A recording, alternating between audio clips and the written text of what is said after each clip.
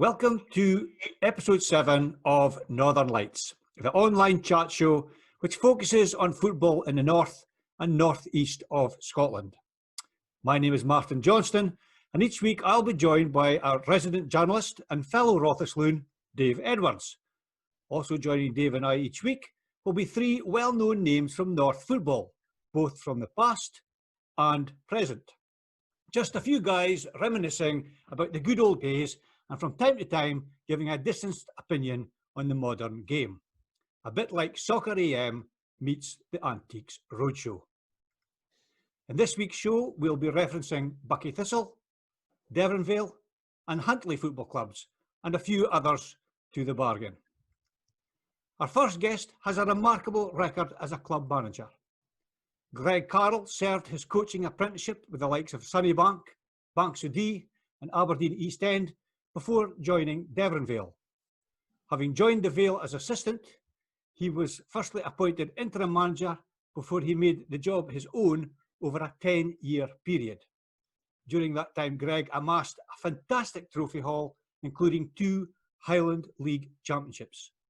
He then moved along the coast to Devonvale's arch rivals, Buckie Thistle, and again he brought success to the club, including back-to-back league titles. After a brief spell at the helm of Huntly, Gregg moved to London, where he now lives and works. Welcome to Northern Lights, Gregg Carrol. Hello, how are you, Martin? How are you doing, Gregg? Good to see you. Thank you. Evening, Gregg. How are you doing, Dave? You all right? I'm okay. Are you ready to taxi on the runway? That's already been said, I'm afraid. Yeah, you're just home from work, I believe. I am, I'm just finished, yeah. I don't know if you're aware, you're in London and we're up here. Are you aware there's a manager vacancy at Huntly Football Club at the moment? Sort of saw it on Facebook, to be honest. They're going through a bit of a tough time now, I believe. Yeah. I had an argument today with someone on Twitter, but somebody voiced their opinion that I'd been in a podcast earlier on a few weeks ago, and I said that you were the most successful manager in Highland League football. And a counter-claim today, a Cove Rangers fan said I was all wrong, that John Sheeran was the most successful manager in Highland League football. But if I look at it, 4 Highland League titles, 3 Aberdeenshire Cups, 1 Aberdeenshire Shield, 1 qualifying cup success, and 1 Highland League Cup, all within 9 seasons. Not too bad, Gregg. I think I'll take that. I don't grudge John if he's going to be the most successful, to be honest. Welcome to the show, Gregg Carrol. Thanks very much, Dave. Our second guest is the cheeky chappie of North football, Charlie Ferries. Charlie's early football career was played in the Aberdeenshire amateur ranks before he stepped up to the juniors with Turriff United in 1974. A year later, Jim Gerrard signed him for Huntly, where he would spend 9 seasons. After a season with Devonvale, Charlie returned to Turriff United, where he ended up as player manager, a role that he maintained when he went to Cooter and then Banchory St Ternan. Charlie would also spend a season at Inverurie Locos before moving along the A96 to help coach the under-17s and under-19s at Huntly. Charlie became the first manager of Colony Park Juniors when they joined the junior ranks, later becoming their director of football. Having only just retired from his youth role at Huntly, we welcome Charlie Ferries. Martin, how are you? I'm very well, Charlie. All the better for seeing you. Absolutely.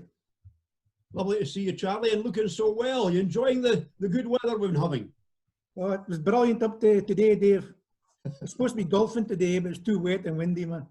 This is true. We've got something in common, Charlie. I was way back, 40 odd years ago. I was at Elgin City as a youngster, and I played alongside Jimmy Gerrard. Yeah. Have you ever known a tougher cookie in football? He was a tough cookie, a good player. Very good player. When I joined him at the start, first thing I noticed, Dave, was his legs like tree trunks. He's solid. And his pre-season, wow. I think I was sick of it every time for about a month. You've got a secret talent, Charlie.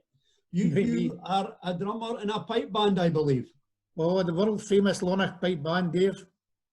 Yeah. Brilliant. They are world famous. Yeah, I was there 15 years. Brilliant. Some fantastic times. A lot of stories, obviously, involving drink, I'm afraid, usually. Because you've done a kilt and then a pipe band, it's a recipe for disaster with drink, is it? You must number Billy Connolly as one of your many fans then, Charlie. Yeah, we played up at Candy Craig with Billy quite a lot, yeah. Yeah. Yeah. Do you know a pal of mine, and he used to be a drummer, and he still does a little bit of drumming in a pipe band, but he's now an examiner. His name's Brian Martin. They know him as Mooner. Yeah, yeah. You know him? I've seen him for ages now, but yeah, I know him, yeah. I'll pass on your regards next time I bump into him. Absolutely. Welcome to the show, Charlie. Thank you very much, Dave. Thanks. Nice to see you guys. Cheers. Our third and final guest is the current manager of Farris Mechanics. Charlie Rowley's playing career started at Inch Juniors before he had spells with both Isle of Vale and Turriff United. He then joined Rothes in the Highland League before opting for Lossiemouth over Huntly a year later. Charlie then made the move to Devonvale, where he remained until the year 2000 before he too joined rivals Buckie Thistle. 2 years later, Gordon Conley persuaded Charlie to sign for Farris Mechanics, and 19 years on, he is still there now as manager. And this is where he led the club to the Highland League title in 2012. Welcome to Northern Lights, Charlie Rowley. Evening, Martin. Evening, Charlie. Good to see you. And you? Nice to see you, Charlie. Hi, Dave. How are you keeping? I'm fine. I'm hoping once all this is finished, we might get that long-awaited game of golf together. Mm-hmm. All right, to see how much a shark you are. Well, maybe, but what's your handicap now, Charlie? I play off a 6. Oh, I'm off 19, so 3/4 of difference. So you have to give me a shot or two. Unfortunately. Sounds a bit like a bandit to me, like, but never mind. You've got a record at the moment there, Charlie. I believe, Martin and I believe that you're longest serving manager in the Highland League at the moment, 11 seasons manager at Mossett Park, and that's quite an achievement. Yeah, this would be the beginning of my 11th season, so it's a record I'm really proud of. And the club's been really good to me during the time, hence the longevity of my spell there. Yeah. We'll talk much more about that later on, but the title-winning season, that's one to remember, Charlie. Of course it is. Any aspiring manager has obviously got one aim in mind, and that's to win your relevant league titles. So we fortunately managed to do that in 2011-12. So I'm grateful for the club to get that opportunity, and a great achievement. It was only the second time in their history. So it tells you how difficult it is to win league titles. Well, we're delighted to welcome you to the show, Charlie. And as earlier with Gregg, Carrol, you two were quite happy to come and speak to me, win, lose or draw after a game. And not everybody did that, so I thank you for that, both of you. Yeah, I think you need to be respectful to kind of everybody in the Highland League, volunteers, committee members, fans, press. As you're well aware, it's a close-knit community, so it's I think everybody deserves the respect for their hard work that goes into it. Thanks for that, Charlie. Welcome to the show. Thank you.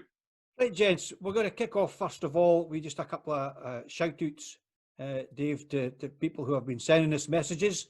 Fortunately, it's all been positive so far. Taylor Love, Martin Stewart. It's a name synonymous with Huntly, but it's Martin Stewart, the fan. I believe he hails from Buckie. He's given us regular comments. And somebody who goes under the handle, the Twitter name, Mrs. Indie Ref 2. I wonder where her allegiances are when it comes to voting. And Kevin Gillis, again, he's a regular contributor, Dave.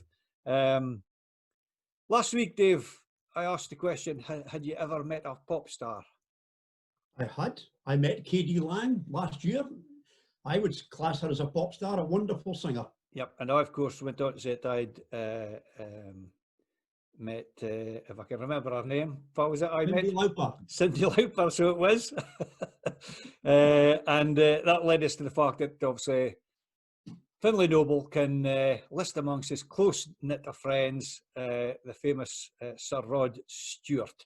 That spurned a number of responses, because we claimed what we said was, at the end of that, Dave says, but nobody could match. He sort of upped my claim to having met somebody, and Finlay's claim that the Broch had never actually had somebody who actually was a pop star.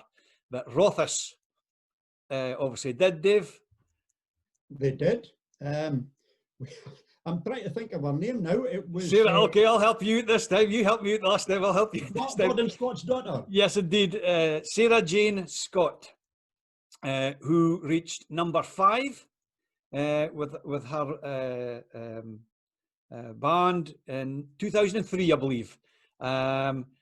Straight away, within an hour of the show being aired, Ian McNeil got in touch to say that a lady by the name of Barry Anderson from Fraserburgh was a very credible number 2 or a runner-up in Opportunity Knocks. And whilst we respect that she was probably a great singer, she never had a top 10 hit, so we're not counting her. And then Kevin Gillis, who I spoke about earlier on, he countered that by saying, but surely Terry McDermott, not of the Liverpool fame, but of singing fame from Pitmedden, he was also a runner-up in The Voice USA. And I've had the fortune to meet Terry on a number of occasions when I was at Formartine United. And he says, surely he's another pop star with a Highland League connection. But I'm not accepting that either, because he's never been on top of the pops. So, Dave, as far as we're concerned, Rothes are the market leaders when it comes to pop stars, unless there's somebody out there can tell us different. Correct. And neither of those two had been up the Dooney either, so it doesn't matter. Absolutely. None of them had ever been up the Dooney. Martin, Dave's heat scratcher. My heat scratcher. Sure, Charlie. just a wee thing. We got Adele Sandy from Afford. You know, as our Emily Sandy. Yep. She Yes. stays around the corner for us. You have. Yeah, so there you Go on, go. Charlie, get on the show. Yeah, I wish I could. She stays in London now. Gregg, maybe he'll get her on the show. Well, that's a good shout. Maybe we'll put it out there for the viewers that they could say, right, if you didn't have a direct connection with a pop star, give us the most indirect connection you can. So we've got the Broch, we've got Rod Stewart being a friend of Finlay's, we've got Sarah Jane Scott at Rothes.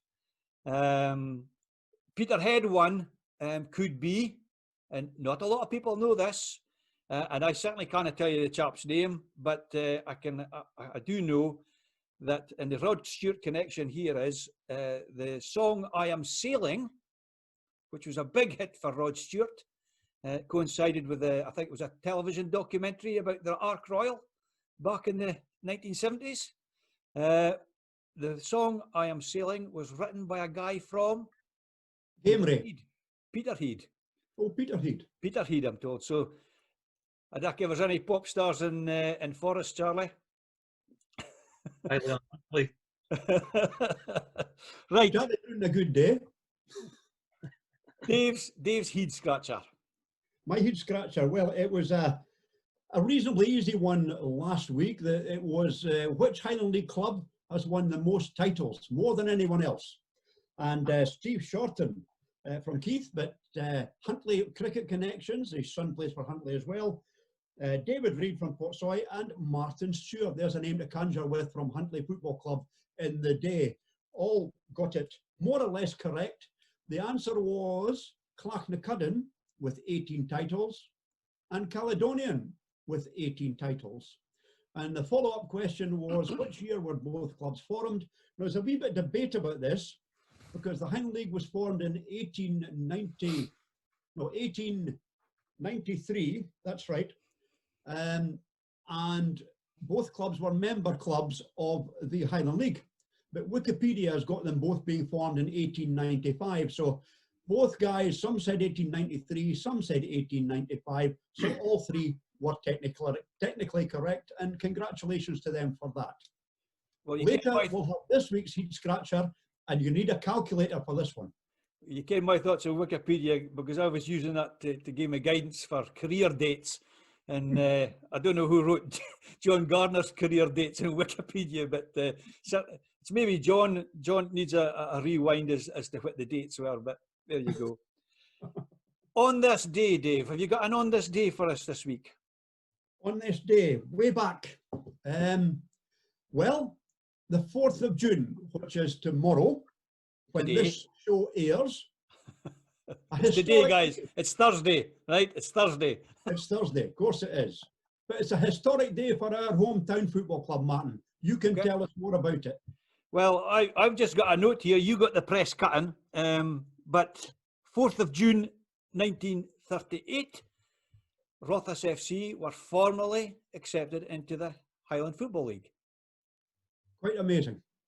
And the other item on the agenda that night, both were unanimously agreed by all the teams, was to increase the referee's fee from 10 bob to 15 bob a game.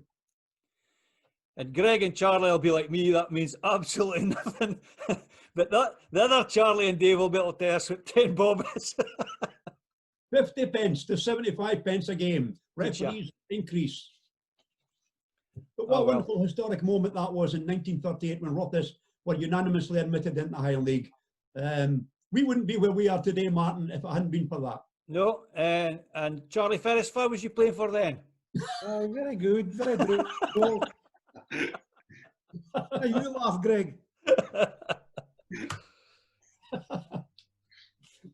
You, Dave. Yeah, lovely. Well, thanks very much. Charlie, your football career started a long time ago in the Donside League. Can you tell us a little bit about your start, Charlie? Well, it was a long time ago, so long ago, I'd still had ginger hair. And, I think I was about 14 and a half. I stayed in Lumsden, small village, God's country, obviously, and I played for Strathdawn. With quite a few guys. One guy, in fact, that Martin would know very well, Ian Grant. He went down to play Highland League, played for Arbroath, I think, for a while as well. And also played against a certain Harry Fraser. Well, again, he was at Peterhead with Martin as well. Oh, but he was just marking the chips. He was better marking chips. He was playing football, I can tell you. Granter was good. He's a decent player. I couldn't catch him. I had to kick him. And then that was good fun. I loved Strathdawn. Just out in the wilds. Sometimes you had to shift some cow muck off the parks before you could start. Was that good? And then I was there for 2-3 seasons. Then I played for Afford. I went to Premney, Achleven. Then I went to Rothes Norman, where I met a certain Graham Masson. As you guys all remember Graham Masson. I think he played till he was 60, I think, in Highland League. Some player. And that was Rothes Norman. Another guy I played with there was a certain Sandy Bremner. Sandy was sadly lost in the Piper Alpha.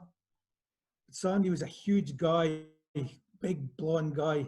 And he's obviously Des and Kevin's brother. And the best thing I remember with Sandy was a midweek game. So you guys remember all amateur games, and there's always beginning, was always Inverdee or some little place. And they were managed at the time. I don't know if Charlie Rowley remembers him, a Dodd Fowley. And the back four was myself right back. It was Graham Masson, Sandy Bremner, and a young guy, youngest to me there, Doug Benzie. It's the back four, and Dodd just says, because it's such a little park, just every time you see them going to put the ball over, just move out, and we'll catch them offside every time.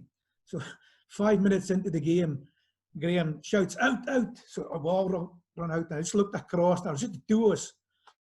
And I looked around, there's Sandy Brenner watching us playing, going straight across. He couldn't make it up, it was just hilarious. Well, after the game, it was hilarious. That was Sandy, so some great times there. Obviously, the Rothes Norman dances as well, after the game. You remember Charlie, was you ever go to Rothes Norman dances? Yeah, it was a bit before my time. Is it? Couldn't have been long. Great times. Two names you mentioned that mean something to me, obviously. Graham Masson had a long career, especially with Lossiemouth, but he was a I would say a defender with Peterhead also. Was he a sweeper at Peterhead, Graham? Yeah, Peterhead. He played for Elgin as well, Devonvale as well. Mm-hmm. He won a lot, Graham. Yeah. Fit guy, really good reader of game, hard as nails as well. Yeah, good Highland League player. Yeah, and of course Sandy Bremner, whose son Ross Bremner Yeah, went on to keeper. carve a tremendous career between the sticks with Huntley. Oh, big joint. A man, he used to kick a ball out. Sometimes he was so strong. He used to tail back and he's kicking, so the ball would actually stay in play. Yeah, yeah. He had a hell of a kick on him, did Ross. Oh, huge. If the wind was behind him, I bet he must have scored a few goals, actually. I think he scored 2 in his career. Yeah. Yeah. Excellent keeper. He Very was. commanding. Yeah. Great memories, Charlie. Oh, they stay with you, Dave. You know what what it's like. Yeah. Happy days. Brilliant. Yeah. Superb.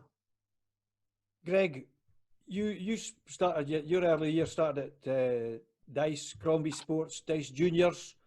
Is that where you had the early aspirations to get involved in coaching, or? I was involved with bunks of the young kids at the time as well. So I sort of started my coaching badges through that. Still trying to play a wee bit. Was a goalkeeper. Enjoyed playing, but wasn't the greatest in the world. And then started coaching. So the coaching side came in with the young kids, really. And then went for there as assistant manager at the boys' clubs of Scotland when they used to play the internationals against England and Ireland. And then started the coaching badges thing. And then after you start doing that, I think it just takes a hold of you, to be honest, Martin, and you just move on, you know what I mean? Yep. And in the early years, youngsters that were coming through the ranks, anybody would know? Well, once I moved on to like East End 18s and things, you've got like the Jamie Watts of the world, the Paul Urquharts, who ended up playing at Devon Vale and that. So we sort of took some of them through to Devon Vale when Alan Scott was a manager, because I was playing players there with Alan Scott. Brian Stewart was the youth team manager at the time. So some of these young kids came through. And who was your kind of inspiration as far as coaching was concerned? Was there anybody you looked up to? Anybody that influenced you? Obviously, I think everybody in my sort of era everybody wanted to be the sort of Ferguson side of things. But certainly when I started coaching, started getting to largs, boys like Dick Campbell, Alex Smith, they were real guys that would spend time with you, and they would spend time with you to tell you if you did things wrong, but would really help you. Any question you wanted, any bit of advice, they were really on the end of the phone line at the end of the day. Yep. And you still keep in contact with any of these guys? I haven't seen. Well, last time I spoke to Dick Campbell was actually at Huntley. I dinner at Huntley one Sunday. I saw Alex Smith for years, but certainly Dick Campbell. I mean, as I said, the last time I spoke to him was at Huntley. But yeah, the guys that I would certainly look up to and certainly try and keep in contact with. I think Alex Smith's actually in Australia now. I think he retired, and I think his daughter lived in Australia because he was with Stirling Albion latterly. And the last time I saw him, I think he was just planning. He came to our game on a Saturday, and I think he was just heading off on the Monday to Australia. Just to be near to his daughter. Dave. Yeah. The last time I met Alex Smith was the day that, about 2 years ago in Fraserburgh, played Falkirk in the Scottish Cup. And I was trying to get my copy up the road and get up the road myself underneath the stand at the new Falkirk Stadium. And Alec came in, and an hour later I had to say to him, Alec, I really have to get this copy up to the desk in Aberdeen, because it was infectious sitting down, speaking to Alex Smith. The time passed like that. And what a wonderful man in football. And an hour later, Aberdeen were phoning me saying, where's the copy? And I said, well, I'm still speaking to, at that time, P&J columnist Alex Smith, and I got away with it. Yeah. Charlie Rowley, I didn't realise you started in junior football when Inch started in the juniors, Charlie. That's right, but I forgot to mention, and Charlie sort of brought up a thing, I actually started at Kennethman in the Donside League. I had a season as a 16-year-old playing for Kennethman. And that's far I got noticed by obviously a couple of the guys that were hoping to step up in the juniors at Inch. So I went straight for the Donside League to my first season of juniors with Inch. And I remember then again, Fergie's name was mentioned there. He took a youthful Aberdeen side out to open the new ground. We managed to get a 2-2 draw, and I scored a brace that day. Unfortunately, didn't make a grade for the Aberdeen. But So that was a couple of memories I actually forgot about. So the bit of Donside League was a good grounding. There's a fair few hammer throwers, as you can imagine, played in that teams. So it was certainly strengthened you up. Are you a Huntly boy, Charlie, originally? Yeah, born and bred in Huntly. Only really moved to Yamil and Keith when I met the girlfriend at the time, and now married for close on 30 years. So, so big in Keith, well, Yamil and Keith. So, but I flitted between teams in terms of Isle of Vale and Turriff after a couple of seasons wench. And then obviously got my big move to the team of the Highland League at the time, which was Rothes. Correct. That's the answer, Charlie. It was a real struggle for them at the time. They were continuously in the bottom 2 or 3 in the Highland League. But fortunately for myself, I managed to have a pretty good season. Scored, I think it was 19 goals, finished 3rd top scorer in the league. Although Rothes finished 2nd bottom. So it's led on to a big sort of fit-bound choice between Huntly and Lossy, who were the 2 best teams in the league at the time.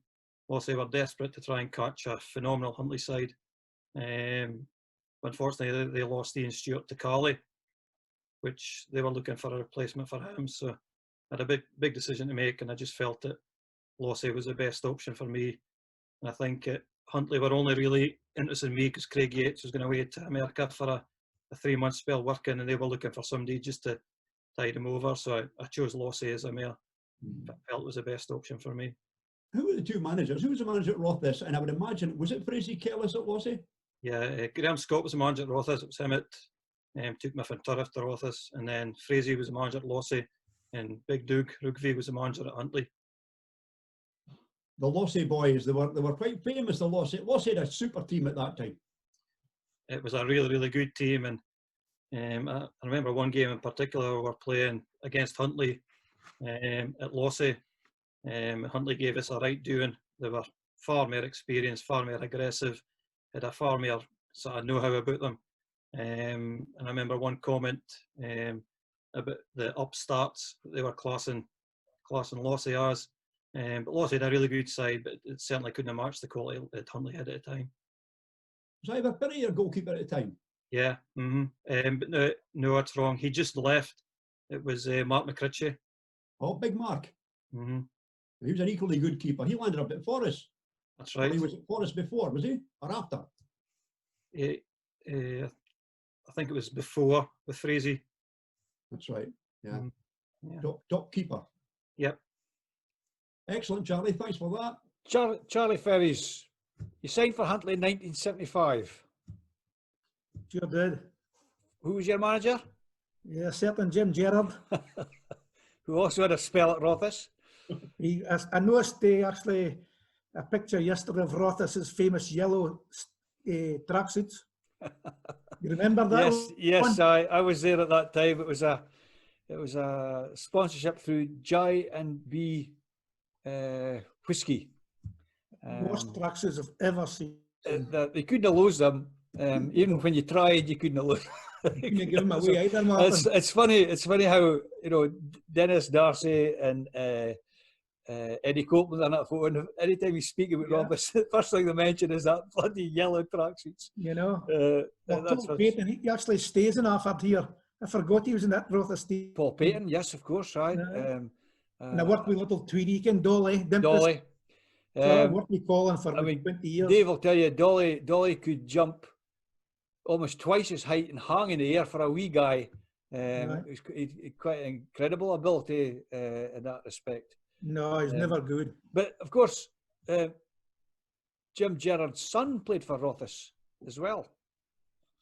Stephen Gerrard.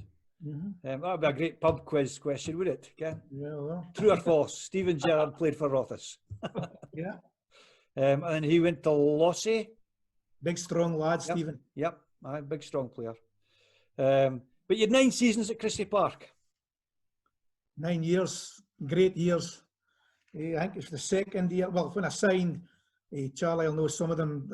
I was at school. I went to school at Huntly, so I knew Ronnie Henderson. He was playing for Huntly. Kevin Berzoni, and obviously then I went in with the big guys, obviously Dave Watson, Cha-Cha, Ian Chalmers, and a few of them. It was a certainly eye-opening for a young ginger, well, still half ginger he'd at that time.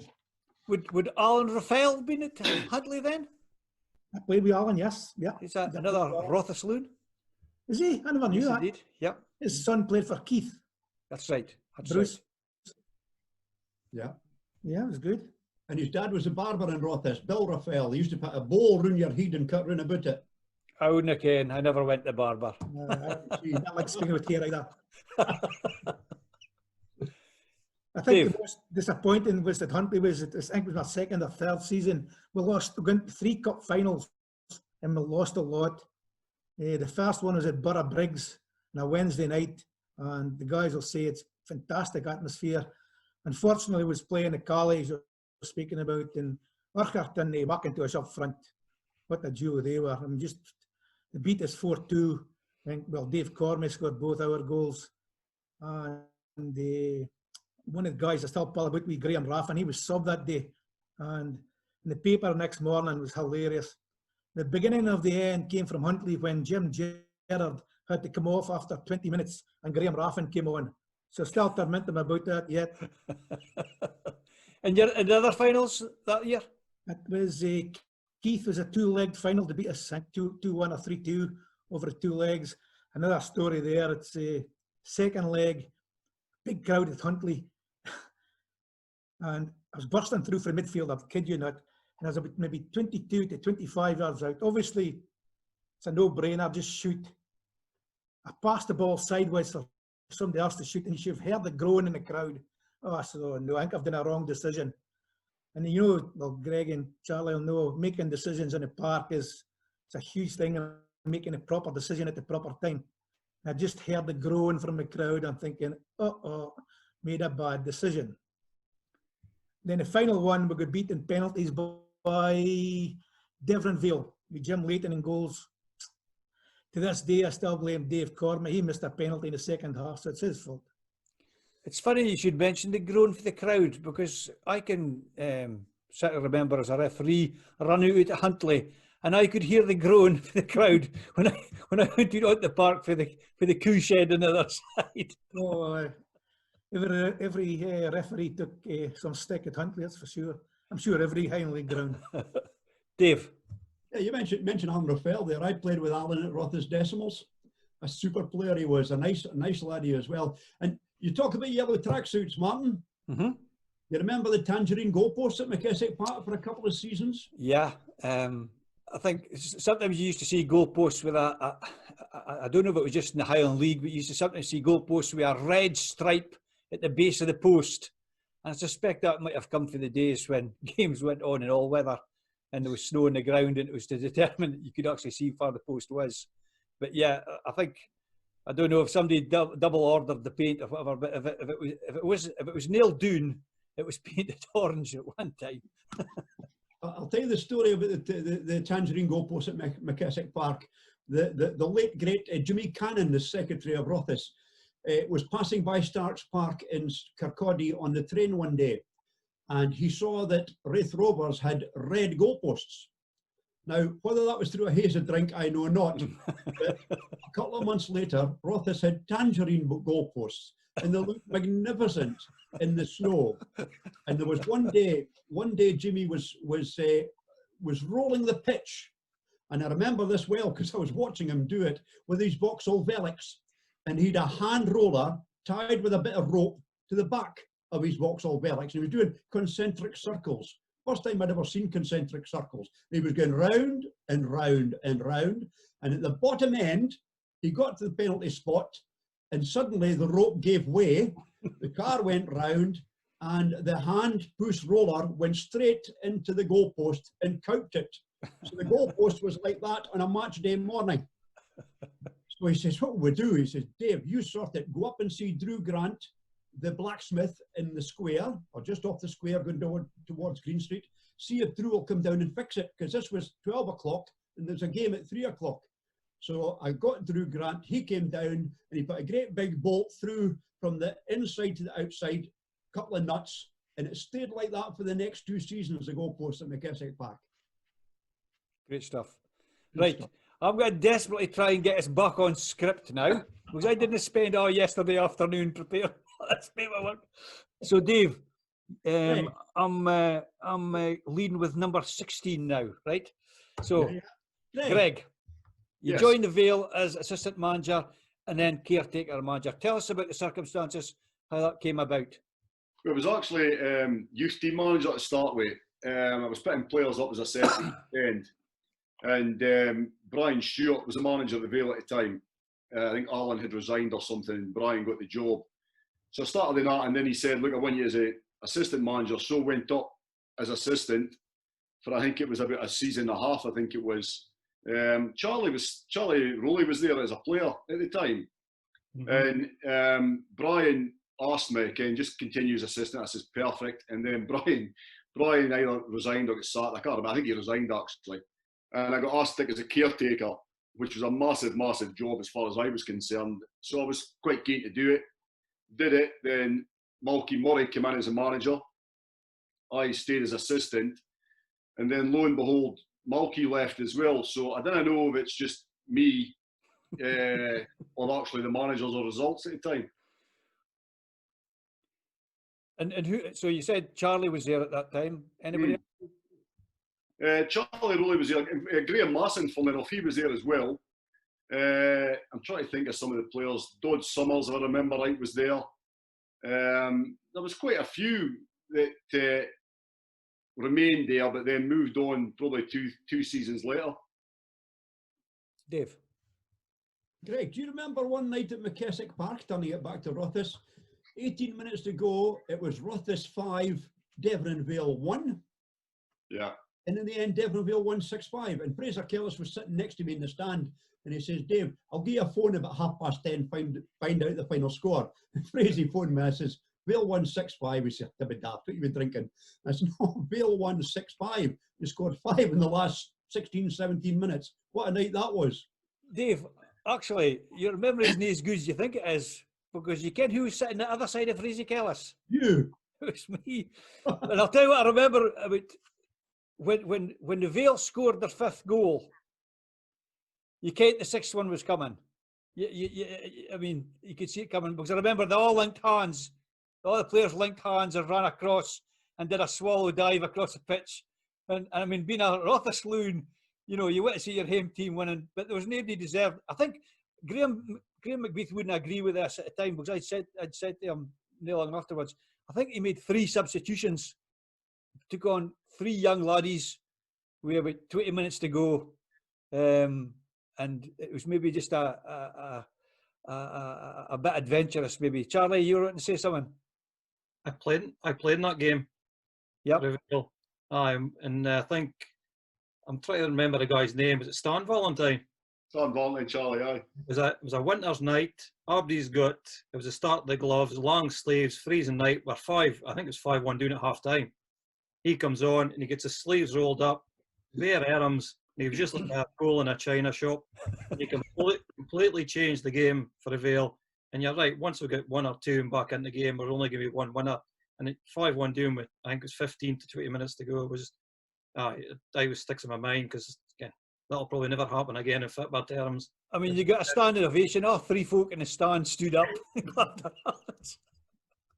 was a hellish night for me, because being a Rothes boy, I was almost distraught, and worse, I had to do a total rewrite at about 5 to 10.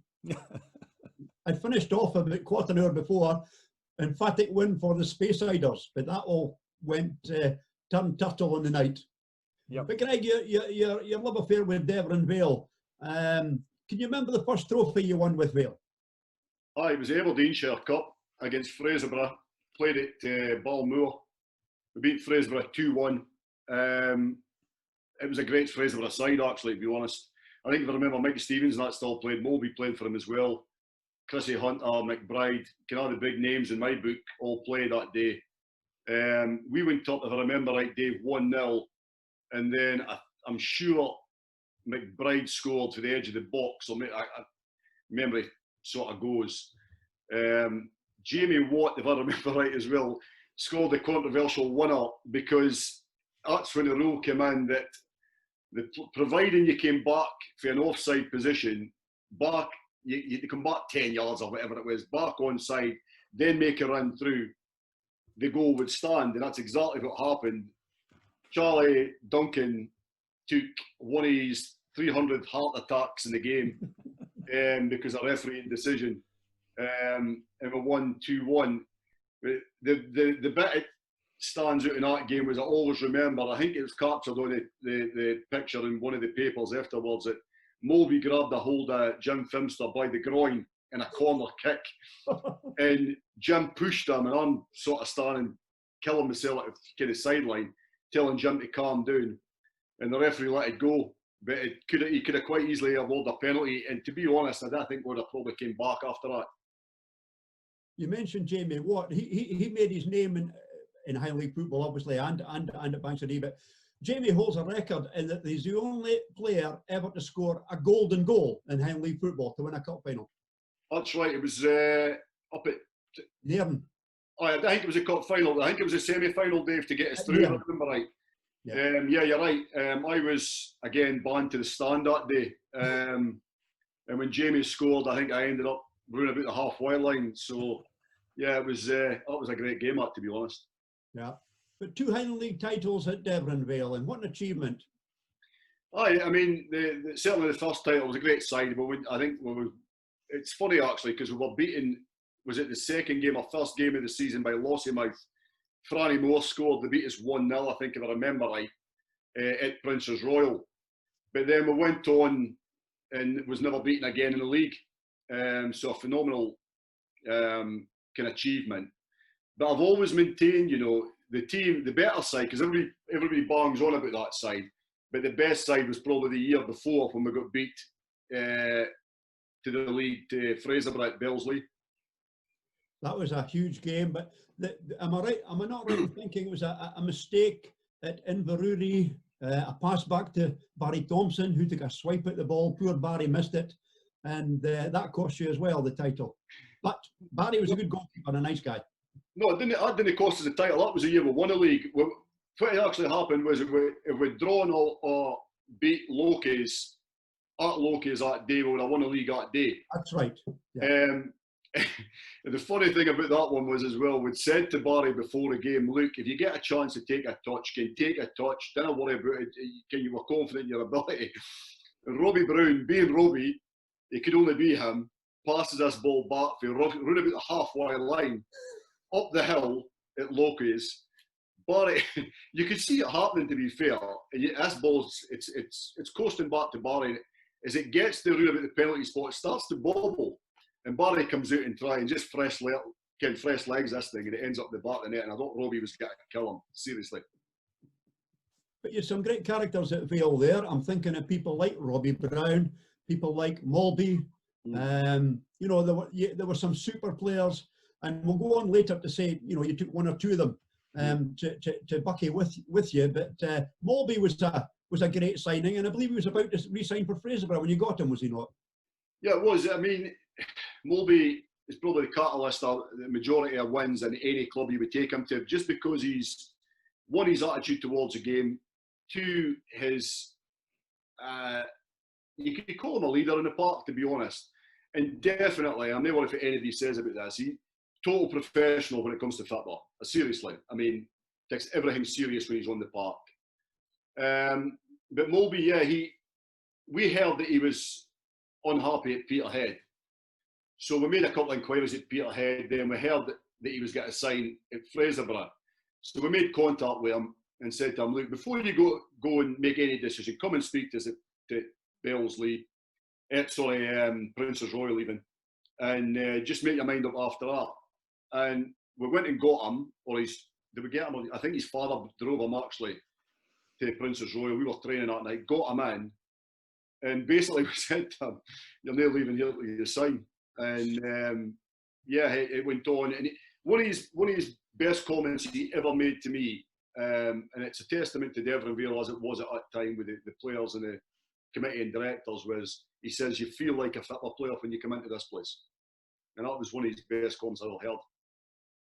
And his dad was a character, Dodo, of course. But Can I repeat any Dodo stories on here, unfortunately? The late great Dodo, what a star he was. Bristol City, because Scotty, Dodo's brother, was at Bristol City, and they came out with a beautiful doorstep. And guess whose image was a doorstep? It was Dodo. And they sold thousands of them. And it was Dodo, Scotty's dad. Scotty will tell you that. But before we leave, Greg, before we leave this subject, remember the day you had a big Scottish Cup tie and Willie Grant came along and he gave a talk to the players in the dressing room? I don't know if Malby knew who Willie Grant was, but that was a great afternoon. You can maybe tell what Malby said. I invited Willie, actually. I got to know Willie through, obviously, yourself, Dave, but and he knew my father as well. My dad playing the Highland League. But yeah, I think if I remember right, it was at one of the hotels in Macduff. Yeah. And we invited him in, and I introduced him to the players and things. And Willie tell kind of all these stories about kind of how successful Elgin was, and he played and all the rest of it. And Mulvey, I think, if I remember right, Dave put his hand up and says, yeah, but how many goals have you scored or something? And Willie told him that Mulvey had said, aye, but I scored 2 more than you or something. Was it something like that? I can't actually remember what it was. That's just Mulvey being Mulvey, kind cheeky Mulvey on a day of a cup game. It was a hotel in Macduff, and it was the same hotel that later that evening Dodo fell asleep on the pool table and nobody could waken him for 2 hours. I remember that. How about you, Martin? Charlie, I'm going to take you back to McKessick Park. Who did you sign for? Who was the manager? Graham Scott. Graham Scott. And who are the teammates at that time? Well, Tiver, Ricky Thompson, Chris Pillicus, Neil Esson, Smithy. So quite a Graham McBeath was there as well. So a good smart Aberdeen lads. Aye, as usual. You banged a few goals that year, did you? I got 19 that season, which is no mean feat considering we were second bottom. Yeah. But they were under pressure for the vast majority of games, and when they did get it, kind of like to play in behind, a bit of pace, and it just suited me down to a tee to hit teams in the counter attack. So it worked out fine. And it was a pretty successful season personally for me. Great. Dave? You had a successful couple of seasons, or 2 or 3 seasons or more, Charlie, in junior football with the likes of Turf United, Cooter and Bankery St Ternan. Tell us a little bit about that. Yeah, well, once I left Huntly, I went back to Turf, just as a player for 2 seasons. And in their madness, they made me a player manager for the next 4 seasons. I think we won a cup or 2 cups every season. In fact, we should have won a league, and to be fair, it was my fault. We didn't. We were playing Bankside with the second last game of the season. In fact, Martin will know him, Ian Skeen. Remember Ian Skeen, Dave? Yes. He's just seen him through the grass. And he was a really good referee. He was a good guy. He was refereeing. And we got a penalty. It was 1-1, and Bankside were 1 point, I think it was 1 point ahead of us. So if we'd beat them, we were 1 point ahead going into one game, last game. And with a penalty with 5 minutes to go. And our normal penalty takers were Ian Towser and Dowdle, Jim Alexander. You might know him from Devon Vale days. They were both off. So there's a big crowd of 1,200 folk at the Hawks at Turf, and I'm thinking, right, who will I take it? Will I get somebody else? With that, our keeper came running past me.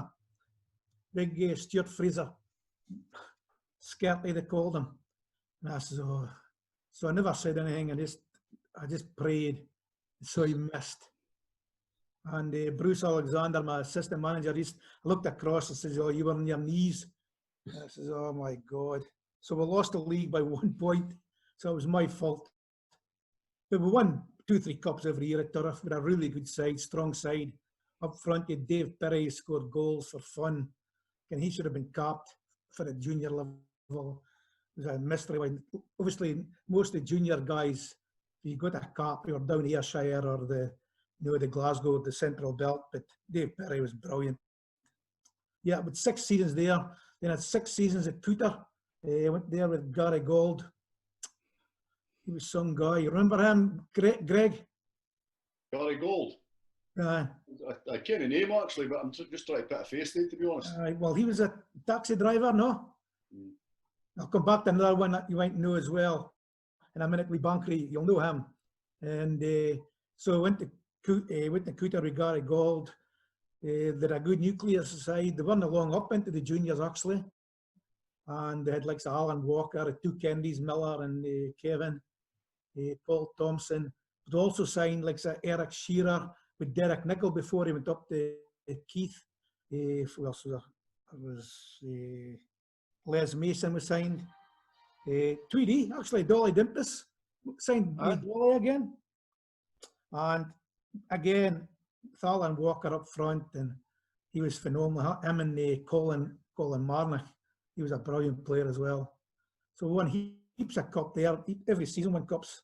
The last 2 seasons, it was Les Mason and myself. So we one season there we won 4 cups.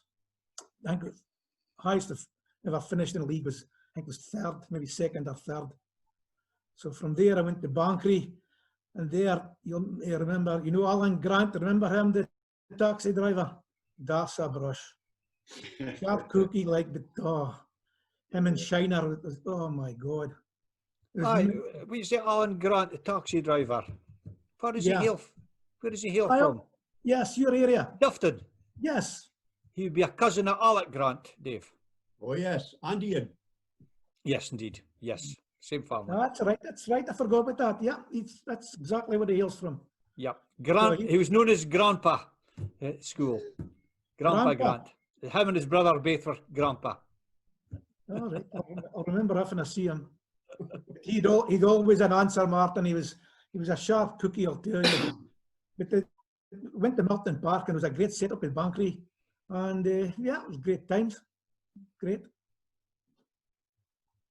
Dave. Yeah, Greg. Oh, before I go to Greg, Charlie, Gordon Humble. That name ring a bell to you, an old pal of mine? Oh yeah, well Gordon was my keeper at Huntly. Yeah. And then he was in the committee. I think he was one of the guys who almost started Bankery St. Ternan, and he's still there yet. Vice President. Yeah, he's a brilliant guy, Gordon. Good keeper. He was, yeah. Plus he ginger hair, that makes a difference. Greg, I'm going to ask you, before Dave speaks to you about your time there as manager, I'm going to ask the circumstances leading up to going to Buckie, because that's a big deal for those people who are watching this and didn't ken the local football scene. Yeah. To go from manager at Derville to manager at Buckie, what was the circumstances leading up to it? How did what was the thought process? I'm sure it wasn't done enough whim anyway. No, I think the leaving the Devonville, I've been here for, I think it was 10.5 years. The club was certainly changing. I'm pretty much a person that speaks their mind. Martin, as everybody knows. I go on, and before I say anything, Devonville to me were one of the best clubs ever in the Highland League. They looked after me on a number of occasions. I was happy there. You had great committee members there, great directors, Alan Still, Eddie Bruce, to name just about a few. Billy Walker, obviously, as well. But the club was changing. I put it to Eddie that I didn't think they knew the direction they wanted to go in. And maybe he suggested to me, well, maybe it's time that you need a new challenge yourself, which it came, it was disappointing, of course it was, because I felt that we could have went on and done a wee bit better. We needed to move players on, I understood that, but I think certain directors at the club wanted to move the club in a direction that wasn't going to be beneficial to the club.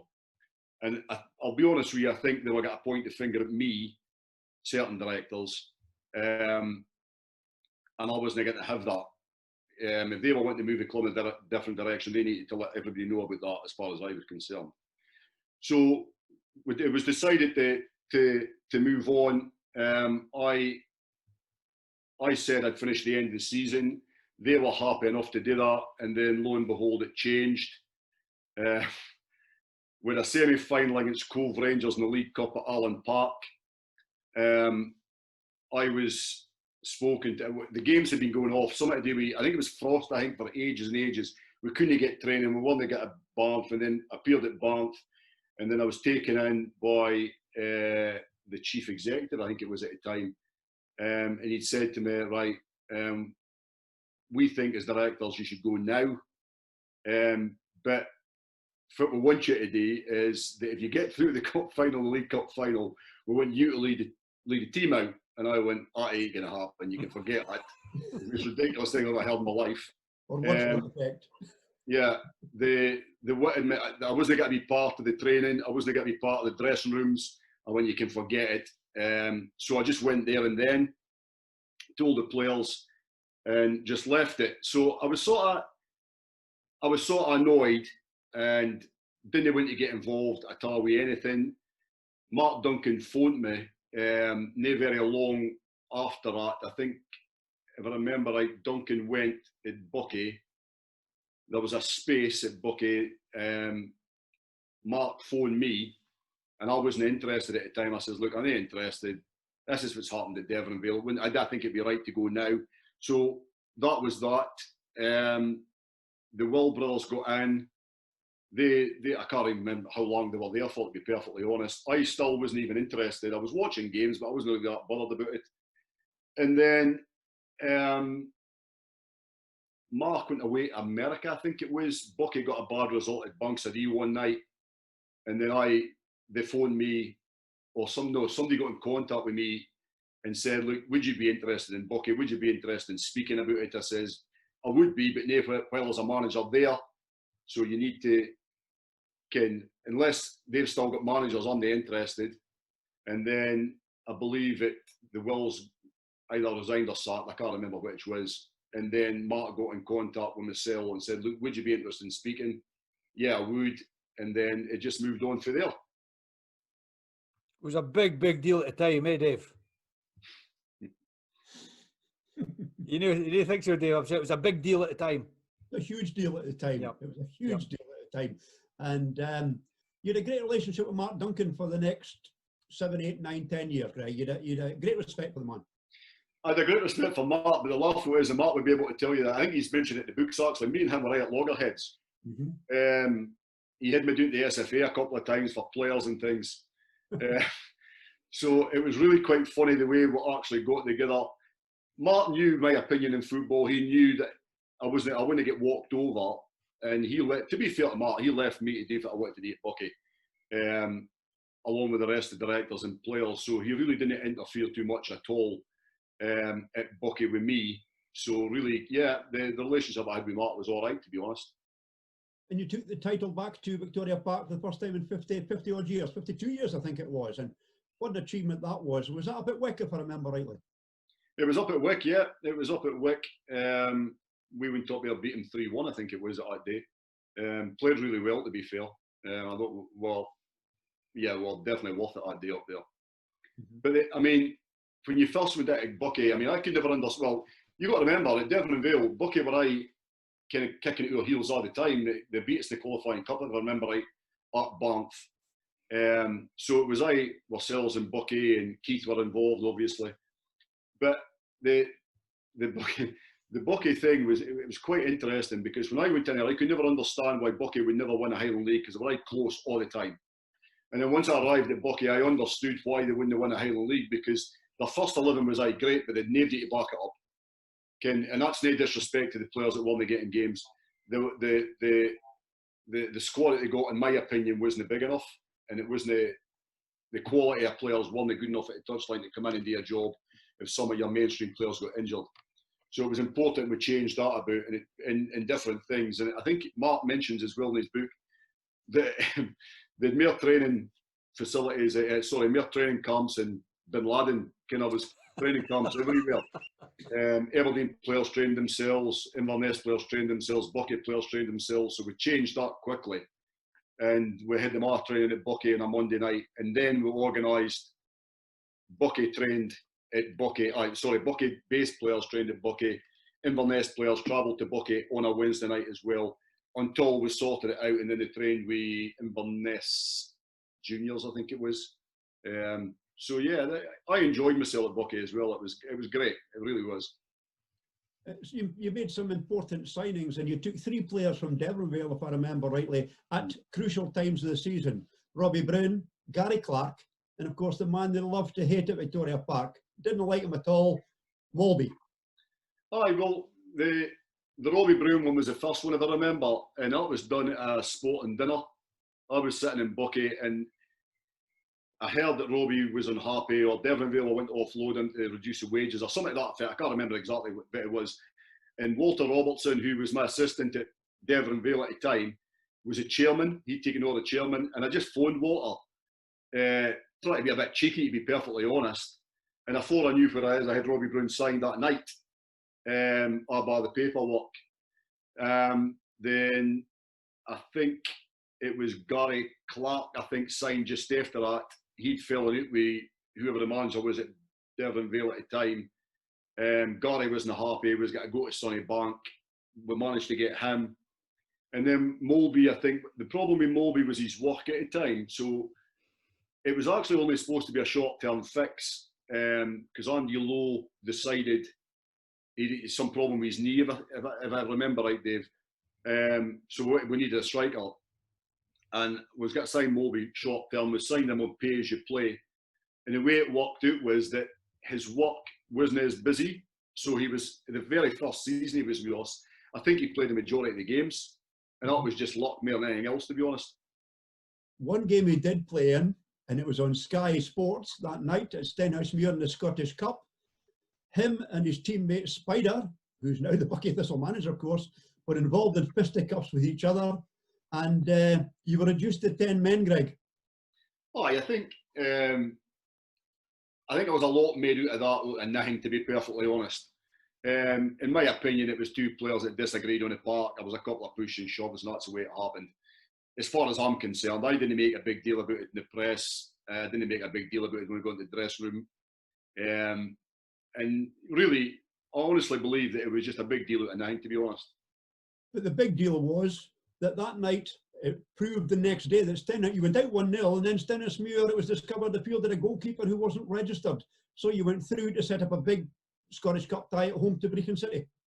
That's right. It was quite funny. I never knew anything about it. It was all but Finster, I think, phoned me 2 days later. I didn't get involved in that. That's nothing to do with me. That's to do with the committee at the time. But yeah, you're right. It was proven that they'd fielded a player. I don't think did he play? I can't remember if he played or just was on the bench. He did play, did he? I think that was maybe the argument. They were saying that he didn't play or he didn't. I can't remember the ins and outs of it, but yeah, you're right. And if it was hard to win the season, you went out and retained it. And the last day of the season was Bucky Thistle against Devon Vale. Huge crowd, about 3,000 crowd at Victoria Park, and either side could have won the league that day. I mean, Devon Vale went on a hell of a run, if I remember right, Dave. I think they were 10, 11 games unbeaten. We had a sort of mediocre season, to be honest, with some result drawing games that we should have easily won. So really, we were quite lucky to still be in it at the end of the season. And I think if I remember, like we went to Fort William and hammered Fort William at their place. And I remember the car because I was driving the way back, and Devon Vale played. Who did they play? Was it Neil Rothis or somebody that played? I can't remember exactly who they did.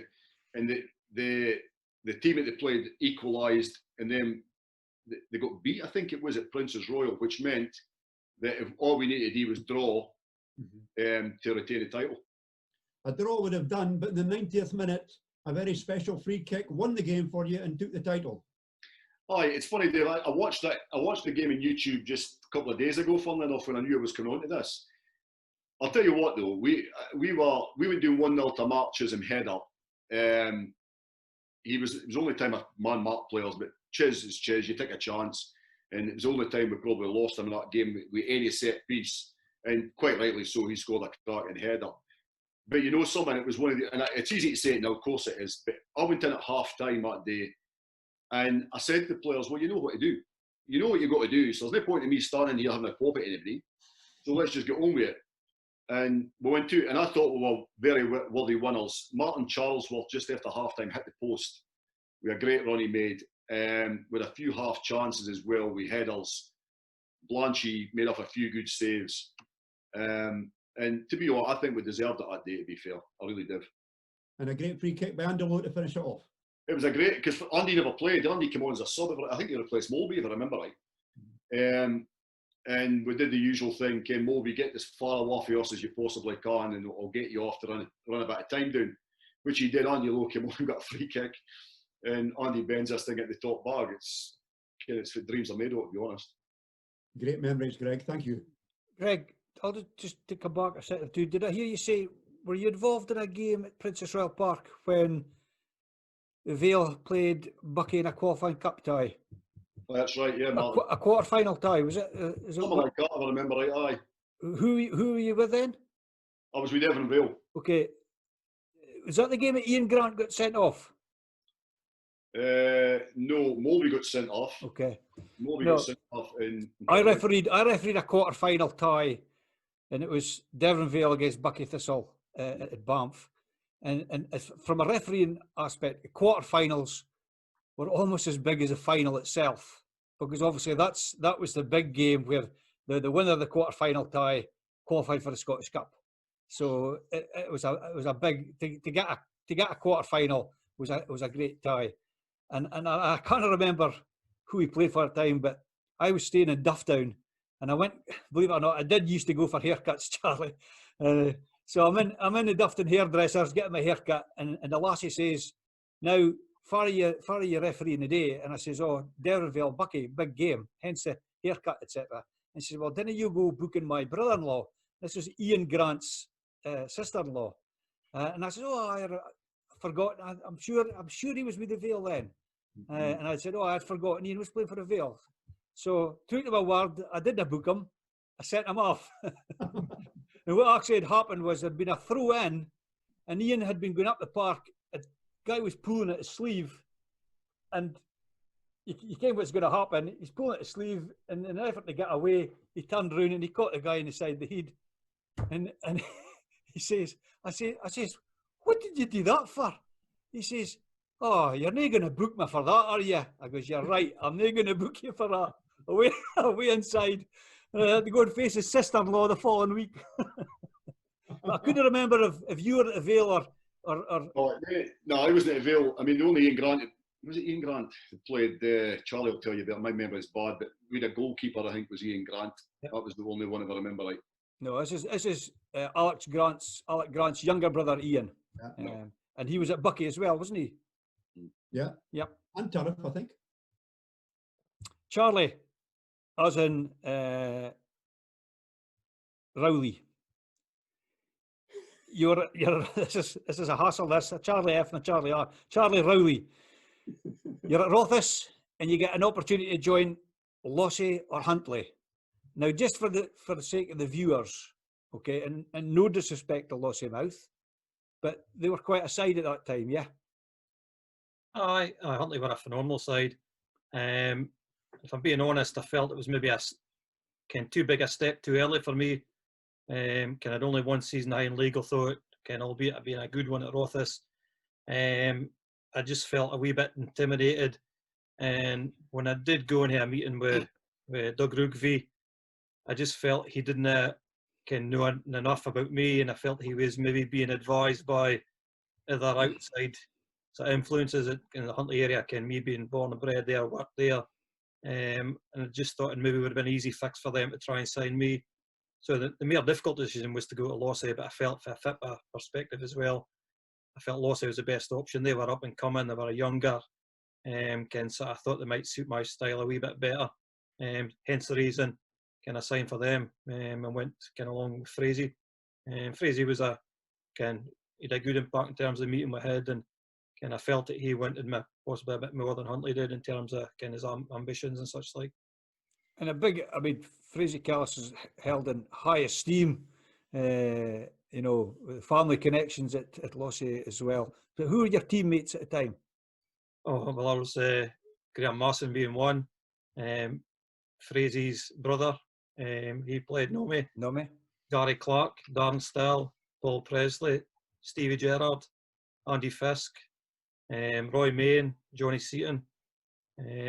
So it was a phenomenal side. But the vast majority were Aberdeen based again. It was a full busload come through every week for the games, and it was a real quality side. I signed alongside Johnny Seaton and Mark Critchie in the same season, and it was a phenomenal side. They were pushing Huntly all the way, but Huntly just did that extra edge in terms of experience and know-how, and Ken Dave Morland, Doug Rugby, Ken individuals like that was intimidating at best of times. And what season was that, Charlie? That was, I want to say, 96. Aye, 96. And did you get involved? Was there any Scottish Cup trophy? We won the Highland League Cup that year. Beat Fraserburgh Huntly 2-1. So it was a reasonably successful. I think we finished second in the league again, pushed Huntly all the way, but just fell short. Superb. Dave? Charlie, Locos, your Highland League connection started basically at Locos, didn't it? Yeah, I went to Locos after Bankery, Dave. It was a good move, and they came and approached me, so I said, I'll give it a go. It didn't work out great, to be fair, to be honest. We started off really well. We started off great, and we were firing up the league, we was winning top of the league, and we were winning through every round of the cups. And we got to 2 cup finals, and we got beaten both. One was at Pittodrie, for Martin beat us, and we missed quite a few chances that day. Usually guys like Dodd Reid, he'd score for fun. Craig Ross, brilliant player, fantastic engine, and we just didn't quite manage to beat them. And Ali Reid scored a great goal to be for Martin, to be fair. And then I think it was Kerry Muir. They beat us in the two regions, between Dundee region and the Aberdeen region, North region, and we got to the final again. That was at the Sunny Bank. The funniest thing there, we were winning 2-1 with 5 minutes to go, believe it or not, and there's 3 balls went out of play, and there's no balls left. 3 balls went out at the far side at Sunny Bank at Heatherly Fold, and we waited for 78 minutes for the game to restart. And we just lost all our momentum, and I blame the referees as normal. So we lost 2-1, and it was a poor show. Just when Martin was speaking to the referees earlier on, I'm going to bore with a couple of referee stories, guys. I apologise now. I was once, Martin, don't you remember, Billy Christie back in the late 70s, 80s, and it was a game at Huntly, and I just went past him and I says, referee, you had an effing awful decision here, and I did swear to him. And I guarantee you, this is dead Jane. I got the ball maybe 10 seconds later, and I tried to pass out to Ronnie Henderson. I put it right over his head, and just right out of play. And he just walked past me and he says, Charlie, that was an effing awful pass. I couldn't help it. I couldn't help it. And I started to laugh. There's this guy from the crowd. He says, Ferris, what are you laughing at? That was an awful pass. It was just a reaction to Billy speaking. And I'll give you a quick story. Sorry to bore you guys.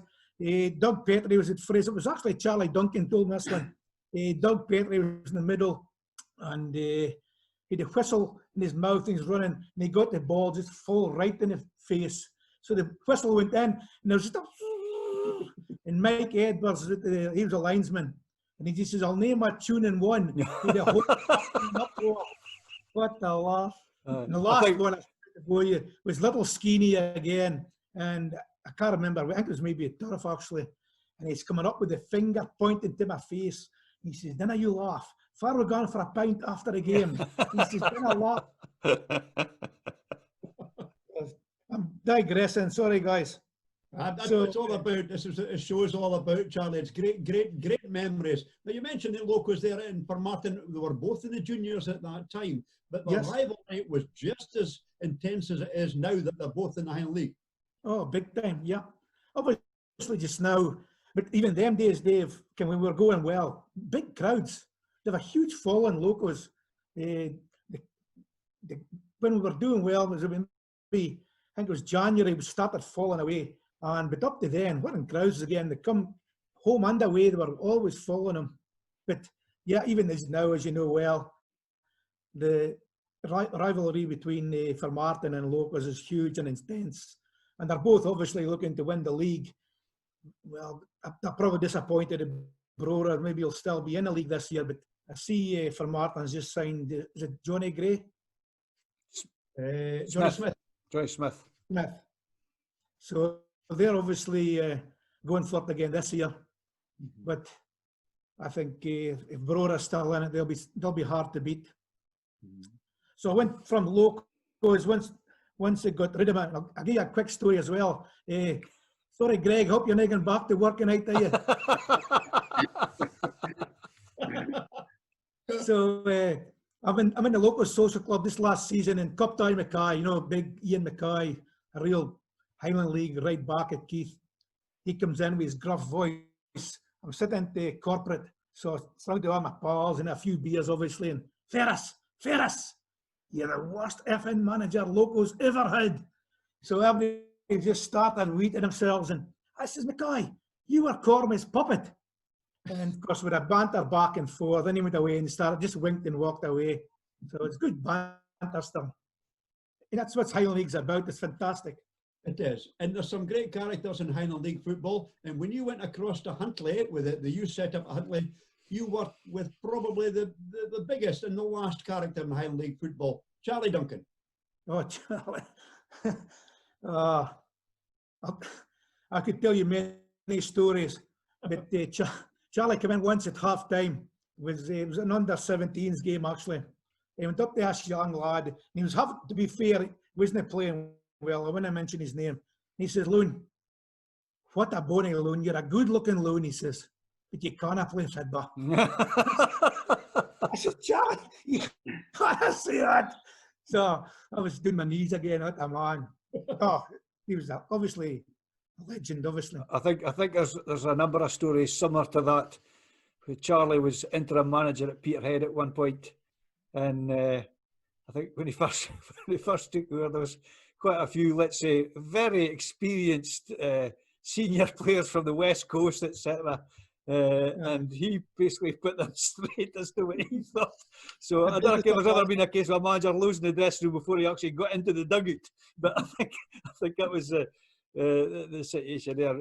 Huge character, great respect for Charlie Duncan, absolutely. And he's some player, Martin. What a player! What a player! Yeah. There's a few folk over the years I've spoken to would actually go as far as saying Charlie Duncan would be by far the best player they've seen grace the Highland League. Absolutely phenomenal player. I was once another story. Sorry, boys. I was once at Huntly. He was playing for Inverness Thistle. Actually, believe it or not, he actually played for Thistle. You remember that? Yes. Aye. And I cornered him right in the corner. It was just almost in the D at the corner flag, and he pulled the ball right over my head. Ran round about me, the way with the ball. I'm still looking at the corner flag. Couldn't believe it. He just chipped the ball, lobbed the ball over me, ran round me, and away with the ball. I'm still standing there like well, you can imagine. He did that in a to maybe slightly better players than you, Charlie. He did the same to Danny McGrain in a testimonial at Kings Mills one night when they played Celtic. Right. Couldn't believe it. I've never seen nothing like it before, Dave. Seriously, never seen nothing like it. Best Highland League player I've ever seen in my time. Oh, Charlie Duncan. Some character. Yeah. Sorry, Martin, I'm interrupting you. No, not at all. It's all good. So we're on the subject of Huntly, Greg. Yeah. You had a brief spell at Christie Park? Oh, that's right. I went there just to get back into... No, that's a lie. I didn't just to go back into football. Huntly, there was a director at Huntly at the time, Billy Walker, who had worked with Devon and Vale, and also he's now at Bucky. And I went to Huntly. I think, was it Dave McGinley? I think was it had a job at the time, and David left. So I went in as a manager. I'll say now, Martin, I mean, I'm disappointed that I couldn't do enough for Huntly, because Huntly were another club that were good to me. I probably went to Huntly for the wrong reasons, to get myself back into football. Huntly were it was quite difficult before George Clark took over. I think they were on their way out financially, and it was important that we steady the club, steady the ship. I think our first season on the park was never great when I was a manager. I'll be perfectly honest with you. I probably changed too many players at once, got rid of too many. But it was important that we got the club back in the right financial state, which we did. And I was quite happy to get young players in and try and balance the books by getting every player probably in the right financial pegging. Charlie Ferris, obviously, and Charlie Duncan. I tried to get Charlie involved prior to when he did, to get the youngsters coming through. And I thought we were in the right frame, to be honest, Martin. I think you wanted 21s, Charlie, if I remember right, didn't you? Yeah. They wanted 21s. It was important that we got youngsters through. But my health wasn't great at that time either. I wasn't in the right frame of mind, to be honest. I tried to do what I wanted to do at the club. The club wanted me to do it as well. They never ever stopped me doing anything. The directors were very, very supportive of everything we wanted to do, and it just didn't work out, to be perfectly honest with you. As I said, my health wasn't great, and I think I gave Huntly a disservice, to be honest, if I'm going to be truly honest and brutal about it. You said there were a lot of youngsters at the time. Any names we would know? Chris, you're asking you. My memory isn't great. Grant, what was the young lad that played for? He actually stayed in Huntly. He played in the middle of the park, actually. I don't even know if he's still playing, to be honest, Martin. I'll be telling you a lie. But it was important we got a lot of youngsters through, and we did it at that time. In fact, Fraser Hobday, funnily enough, the goalkeeper. Now there's one for Wikipedia. Aye, definitely. That was one of the funniest stories I've ever heard. I hadn't even heard of Wikipedia at the time. But, well, enlighten the viewers, Greg, if you may. Well, as I said, I'd never heard of Wikipedia, I must admit. And we heard that one of the players mentioned at one time in the dressing room that he had a Wikipedia site, and they went on to it, and Fraser had I can't remember the full story actually, but it was quite basically he had a 10-year plan, ultimately playing in goals for England. Fraser himself, though he's a quiet lad, he was a bit of a character, and I'll be honest with you, Martin, I mean, a great set of hands on him, daft as a brush, but great set of hands on him. And I think, I'll tell you what, I had no issues playing him in goal in the first team. Jim McInally had him at Peterhead, and he was predominantly on the benches. But you know, Jim wouldn't have put somebody on the bench that he didn't think could do a job for him. You know, it wasn't just a case of filling a number. I think he played for Huntly, Martin, at 17, if I remember right. He was just a young kid. I think we signed him for Stonehaven, if I remember right, I think. But yeah, good loan. And he's at Turf United now, Dave, is that right? That's Turf United now, yeah, number one there. He's a nice fella, as Greg says, a great pair of hands. He's very, very, very, very good, a shot stopper. Oh yeah, I mean, he was a good shot stopper, Dave, but even, he wasn't, he would come for things in the air. I used to cringe sometimes with some things he used to come for, but if you've got that kind of confidence, then you've got to allow him to head a bit. Yeah. But I'll tell you what, I think you'll hear his name getting mentioned a few times. That's for sure. I can't remember the fixture, but it'll be on YouTube. Peterhead played Dundee United in I think it might have been the Iron Brew Cup, and we took him to extra time, and he got caught out in the opening 5 minutes or so. But boy, what a game he had that day. And we gave Dundee United a big scare at Tannadice. So it'd be worthwhile having a looking at that up on YouTube. I think it's one fabulous save up the top right hand or left hand or right hand corner, Martin, put it over the bar. Tremendous. Absolutely, save. Yep. And it took something quite special to beat him in the end for Dundee United to go through. Yeah. Dave. Rowley. Charlie, either side of your time at Devon Vale, you were with a man called Alan Scott, a lovely man, sadly no longer with us, but a big influence in your career. Oh, huge influence. I think probably one of the reasons that I've had quite a few clubs in my playing career was purely down to Alan. He was an absolute pest when you weren't at the same club as him. He would just pester you non-stop to try and go and play alongside him. And huge respect for Alan, and I tend to find it, I try and treat my players the way Alan treated his. He was full of respect, and he wasn't too loud and boisterous, and he showed everybody a real contempt for the way the game should be played. So he was a huge influence, and I probably wouldn't have been coaching or managing now if it hadn't been for his influence, that's for sure. As you say, Charlie, he was a quiet man. Quiet but hugely professional, and he had a persona about him, being a bit droll, but he was sharp as a tack, and him and sort of Billy in particular had a great relationship in terms of manager and assistant, and they did wonders at vast majority of the clubs we're at. And it was pleasing for us at Farris when he was a manager to get the North of Scotland Cup up at Dingwall against Clark. I think it was his first trophy as a manager. So it was hugely pleasing we could give him some silverware. And he brought some good players to Bucky Thistle. Bucky had a really good side at that time. As you mentioned Stilly, Gary Clark, people like that. That was not really in Alan's time, but Alan sort of had a core amount of players in terms of Graham Grant, Ryan Green, Mickey McPherson, Stephen Rattray, ones I think he could trust and sort of rely on to do a job for him. You tended to find where Alan was, the vast majority of that players tended to play their games. So, it's just a shame he's no longer with us. Yeah. Who was the keeper at that time? But Big Alec Innes hung up his gloves with that time. It was Michael Ray. Oh, Big Michael. Yeah, he was a phenomenal keeper. Scott Anderson was at Bucky at the same time. Levi Stephen. Some incredible players at Highland League standard. So it's with a really good side at that time, particularly Scottish Cup, who were more than capable of beating the higher league teams in any given day.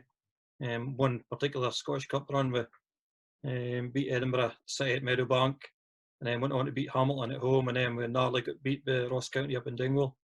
And that was Alan's teams that did that. I was at that game at Meadowbank. It was a cold night that night, and a great win for Bucky, 1-0. Yep, it was a culture shock to us. Huge arena with this grass pitch stuck in the middle. The crowd was absolutely miles from you. I fortunately again managed to get the winner 1-0. We won 1-0, and I scored, and then beat Hamilton at Bucky in the next round. Craig Stewart and possibly Steve Rattray, I think, maybe scored the goals.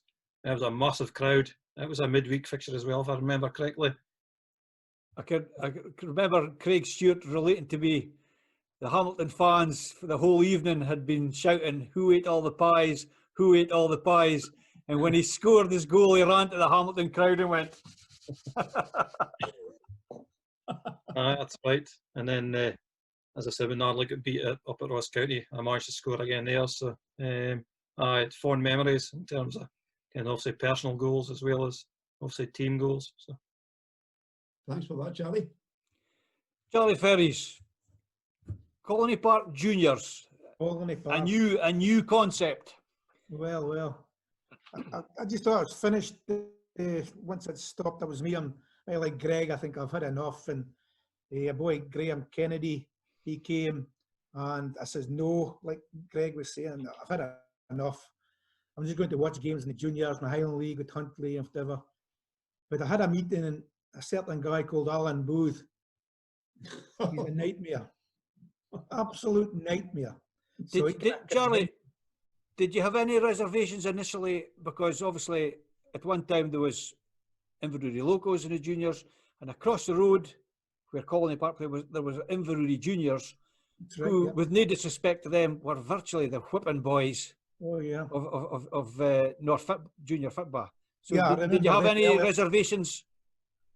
Obviously, Martin, what I thought about for ages, and had a couple of meetings with Alan and Graham, and a couple of Dougie Benzie come back in, and said, I'll give it a go, guys, we'll start up.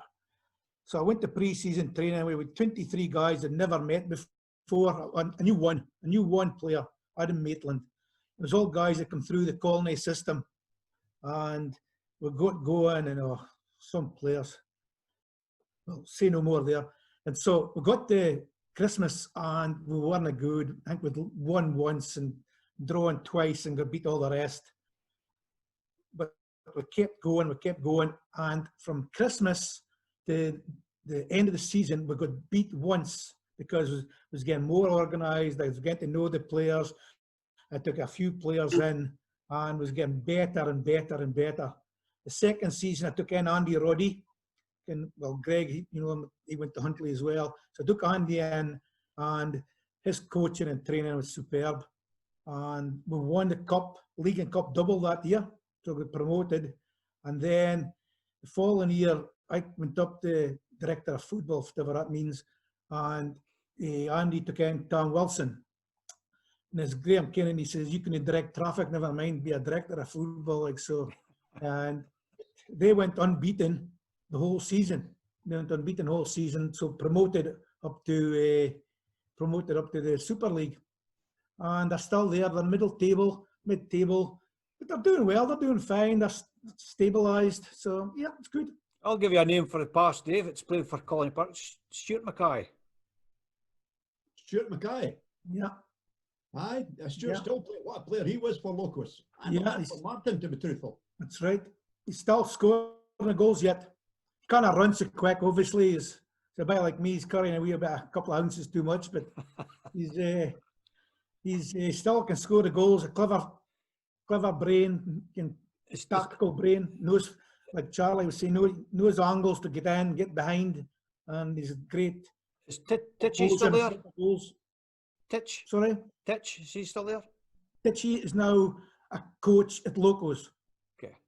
And, well, they've taken Titchy in as coach, and they've also taken John Facher from Huntley, the goalkeeping coach. So they're both new coaches at Locos. So the new manager at Colony now is Kevin Benarius.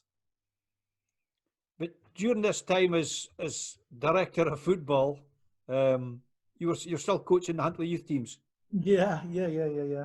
So I still going to training at the Colony, and I was going up to the Huntley 17s one week. It was a Monday night. 17s one week, and then the 20s the next Monday night. And getting up the likes of Bucky and Fraser on a Monday night, and I wasn't getting home to half about 11, 11:30, and it's freezing, and so I'm too old for this. I need to hang up the old boots. So I've done it this time. So then you laugh, Gregg. I've done it. what's the bet? And we can see Gregg and assistant Charlie Ferries in the near future. Yeah. With a good laugh at Huntley. We've done well, so yeah, a lot of respect for Gregg and what he's done in the Highland League. Superb. And the length of time Charlie's been for us. I had to leave Huntley because I ended up as an alcoholic with you, Charlie. You're supposed to say that. But Charlie, you as well, then 11 seasons at Farris, fantastic. This is my 11th season, so I haven't found him out yet. Dave. Charlie, I'm going to ask you about the season you won the league in a minute, but I'm going to throw to firstly Gregg, Carrol, then you, Charlie, two names from your time at Bucky. And to me, they were Bucky Thistle, Joe and Annie Jappy. Gregg. Aye, fantastic, Dave. I mean, I still keep in contact with Annie, funnily enough, as does my mother. Great woman, seriously, great woman. And still, to be honest, Dave, sharp as a tack. Anytime I'm up north, I do go up to Bucky and see her. She's in a nursing home now, but seriously, still, she tells me that she doesn't look out for the score at Bucky, but she does all the time. And I get a phone call for her at Christmas time. I send her flowers and that at Christmas time. So aye, absolutely fantastic. And the late Joe, obviously. Joe, Charlie, you ken as well. I mean, you never ever went into the Bucky boardroom unless you get a nip for Joe, or he would never speak to you again. Seriously. I've got an Annie Jappy story. Joe would always take great delight in telling us, match officials, how they used to be club linesmen. He used to be the club. He was the official Bucky Thistle club linesman. But my Annie Jappy story was my first ever Highland League game was at Nairn. I think I spoke about it a few shows ago, Dave, on a Wednesday night. And then I wasn't scheduled to have my second game till a fortnight later, which was going to be at Bucky. But on the Monday after my first week, I get a phone call from John Grant saying, "Look, there's been a call off. I'm going round the rounds, and I want you to go to Brora Rangers versus Bucky on Wednesday night. I know you've got Bucky on Saturday, but circumstances are as they are. So if you're available, I'll put you up to Brora on the Wednesday night. So fair enough. I goes up, referees the Brora Bucky game, and then on the Saturday I'm at Bucky for my third game as it is now, and I goes into the dressing room, and she didn't even knock on the door. She just used to walk in, and she looked at me and said, "And far ye?" I says, "Oh, Martin Johnston, Dufftown." She says, "You must be new." I says, I am, aye. And I've no idea who I am, aye. She says, "Well, I hope you're better than the effer we had at Brora on Wednesday night. He was hopeless." I didn't tell her. But as you say, wonderful couple. And the turnout to Joe Jump, and I saw you that day, Greg, the turnout to Joe's funeral was testimony to how well thought he was and how well thought Annie was by players, managers, fans alike in the Highland League. And he was a real ambassador for Bucky Thistle. If I can, Martin, Dave, just a little story on Annie. Absolute classic. I found this through total accident because I thought the guy collected his strip on a Saturday. There was a man that was a kit man that washed the kit. But all he did was he used to pick a kit up, run it around to Annie's house, and Annie used to wash a kit. I think just about 2 seasons or a season before she left the club, I think she left the same time as Mark Duncan or just before, I can't remember. She used to take a kit and she used to still steep the kit in the bath and then put it through the washing machine. And I only found that through accident and I stopped it completely. And I says to Mark, "You can't do this. You can't continue to do it." And Mark said to me, he says, "Well, you better tell her because I'm the..." I said, "Well, okay." Charlie Rowley, they were characters, weren't they, at that time and all throughout their career, Joe and Annie Jappy at Bucky? Aye, I think they epitomise what's argued about the Highland League. And every club has got their Anne and Joe. And it's just a kind of pleasure to go and meet them on a regular basis, come rain or shine, come home or away. And it's individuals like that that'll go and support their team. And it just epitomises everything that's good about the Highland League. Yeah. Talking about relationships between managers and chairmen, you had a great relationship with a man who only finished just a little while ago, Dr. James Anderson. The Doc was a great chairman to work with, wasn't he? He was incredible. It didn't feel like a working relationship. It was more like a friendship. Never a crossword, and kind of the time of working together. And if it hadn't been for him, I certainly wouldn't have been at Forest for the longevity I have. So no, it's credit, and he deserves a lot of credit for what he's doing for Forest. They've been continually competitive and kind of up against it in terms of financial aspects, but nevertheless he's gave the sort of playing side as much as they possibly can to try and be competitive, and he deserves a lot of credit for his longevity and picking them up when they're probably at their lowest, and getting them to a league title. So huge respect for James. Yeah. You learned your trade in the management at Mossett Park alongside Gordon Winton, Boogle as we know him, and you had a great relationship with him also. And I did a bit of coaching from early under Alan and then Pelly, and then took over as assistant with Gordon for a couple of seasons. As I said, when the club was probably at its lowest, it was a real financial struggle after sort of Pelly's reign, and sort of ongoings behind the scenes in terms of change of the chairman and such like. So we just had to start from scratch. We managed to get a team together just within a space of 6 weeks for a summer pre-season, and things really just snowballed for there. It was our local players. I got on really well and managed to knit together a tight-knit squad, which inevitably, sort of 3 years further down the line, managed to get the Holy Grail in terms of Highland League, which is a league title, which is a phenomenal effort for everybody concerned. And that was the first season as full manager, am I right? Your championship winning season? No, my first full season I won the Scotland Cup and beat Wick at Brora, which was a classic tale of two halves. And we actually battered them the first half, 3-0 up at half time. We used all our strength and capabilities. And then the second half, they just gave us an absolute doing. They managed to get back to 3-2, and how we managed to see out the game, I'll never know. And I think Titchy Hughes was possibly caretaker manager at the time. And I get on really well with him. He's one of the really nice guys in terms of Highland League. And I felt a wee bit sorry for him as much as elated for myself in that game, because they deserved a lot of credit for that game. We just managed to squeeze through. And then the second season as manager, managed to get the league title. And it was a great team, that. I mean, you some tremendous players. The likes of Grape's, Graham Grant, epitomised the team, really, didn't he? I think, Ken, a lot of folk speak about technical ability and quality in terms of, Ken, obviously our playing staff, but there's absolutely no question it was a team spirit. Ken was a vast reason that we managed to get that sort of league title. We trained together twice a week, and if I remember correctly, that was a really bad winter, and we didn't play for 6 or 7 weeks, if no more. But we fortunately had the access to Kinloss, and we trained inside at the hangar, one of the hangars there, and it was twice a week for that 7-week period. And I think that was kind of a huge reason why we managed to continue the good momentum we had before the sort of lockdown of the winter months. It was a real team spirit effort that season, that's for sure. A great central defensive partnership, Grapes and Big Nathan Sharp. And I think, yeah, it's an old saying about obviously the spine of your team, but with 90 goals with Graham and Nathan centre halves, Kyle Scott, Neil White, Fraser Bremner in the centre mid, and then with Big Lee Fraser up front, and right through the middle of the park, we were huge physically and obviously in terms of characters as well.